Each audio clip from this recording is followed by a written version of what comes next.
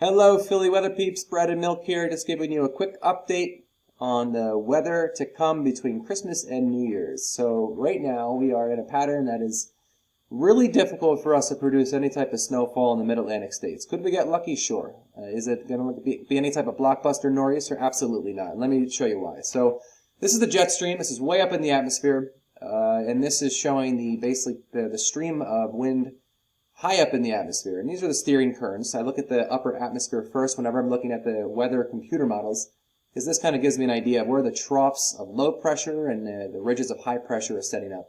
If you're under a ridge of high pressure, typically you're going to be above average in temperature. And if you see the general airflow streaming from California to right over Pennsylvania and into New York and New England, that is not a good flow for storms to bring snow here. Normally the low pressures need to come down, tap into the Gulf of Mexico, and ride up the eastern seaboard. It just can't do that with this fast flow from southwest to northeast. So what we have is, let me show you another page here.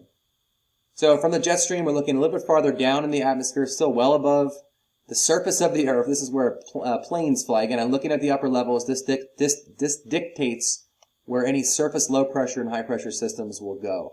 So what we see is this anomalous or unusual ridge of high pressure over the Aleutian Islands. Whenever I see that, that is not good for cold in the east typically. We don't normally want to see a low pressure in the Aleutians. Instead we have a high pressure. What this does here, you have a high pressure over the Pacific Ocean and this deep trough, or the blue area here, of low pressure that's carving into the western United States.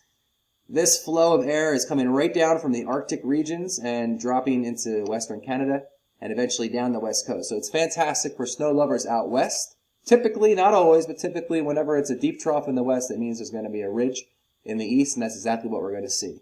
So the darker the blues, or the brighter the reds and purples, the more severe the anomalies are, or the departure from average. And let me put this into motion. You can see what's happening. Watch this ridge over the Pacific Ocean just not move. The trough in the west coast just gets deeper and deeper. The cold bleeds down and more snow for Washington, Oregon, and California. And the reds, or the above average departures, really start to build in the eastern United States. So east of the Mississippi River, between Christmas and New Year's, for the most part, is going to be an above average temperature regime. The storm track is going to be fast from the Rocky Mountains to the northeast, basically either over Pennsylvania or north of Pennsylvania.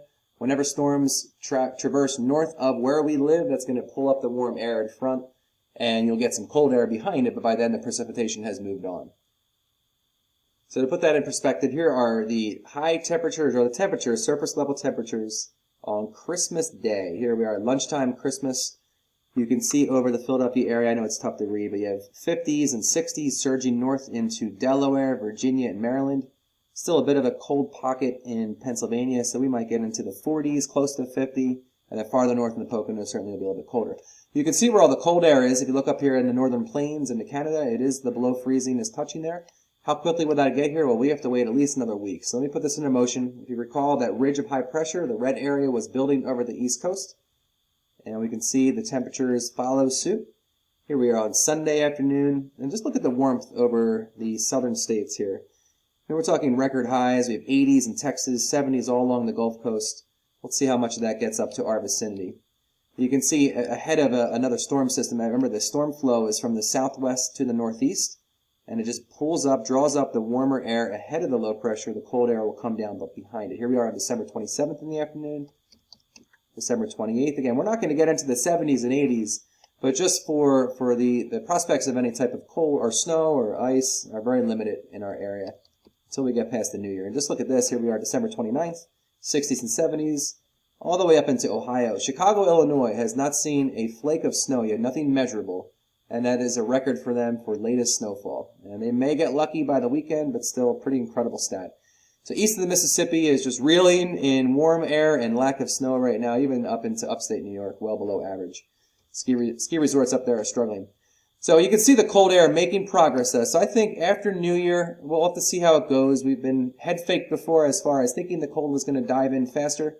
But after New Year, it does look like a piece of the cold air from the west will slide across our area after New Year's Eve. You can see it's coming in, and look at the severe cold in Minnesota after the New Year, and that will eventually make it over to us. Will there be snow? There's definitely a much better likelihood of a chance of snow or frozen of any kind between, January 2nd and January 8th. So we'll keep an eye out for that. Let me look at more short term. There is a chance of a snowflake or two overnight tonight. I am recording this on December 23rd. So overnight, Christmas Eve morning, we may get lucky. I'll show you that in a moment. So here we are looking at a simulated radar, or what a projection of the radar might look like at around 10 o'clock tonight on December 23rd. I'll put this into motion. So if there's any of you out there that are awake Christmas Eve morning between 1 o'clock and 4 o'clock in the morning, you can see some snowflakes might be reaching from the city and areas north, especially the Poconos. They could get a coating of snow, and we'll see. So when you wake up tomorrow, maybe you get lucky. There's not going to be much of any. There's not going to be any accumulation. You might see a snowflake on top of your car before it evaporates. So that's the best we have right now.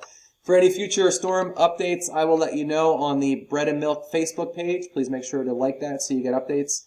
And always post any questions you have. I'm happy to answer. Thank you.